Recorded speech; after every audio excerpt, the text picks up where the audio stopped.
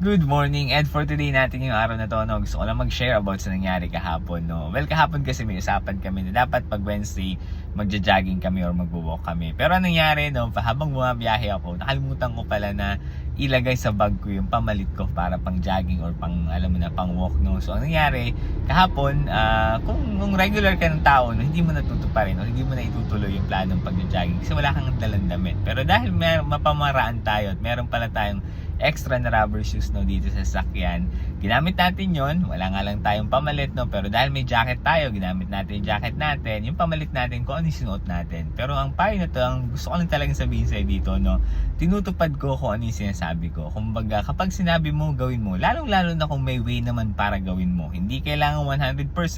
Kung kaya mo pa rin execute yung bagay na sinabi mo sa tao, yung pinangako mo, tuparin mo pa rin, gawin mo pa rin. Iba pa rin kasi yung tipong mahirap kasi kapag pinaasa mo yung tao tapos di mo gagawin, no? Kaya hanggat maaari, no, kapag sinabi mo, gawan mo ng paraan na kailangan magawa mo ito or matupad mo ito or ma-execute mo ito, no? Kahit hindi 100%.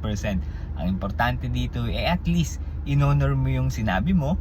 Kung ano man yung kinumit mo, ginawa mo pa din. Okay? Kasi magandang character ng isang tao yan. Okay, so yun lamang yung aking ed for today. Kung nagugustuhan mo yung mga content ko, huwag mo kalimutan supportahan ako dito sa aking Facebook, TikTok at YouTube. Yun lamang, salamat!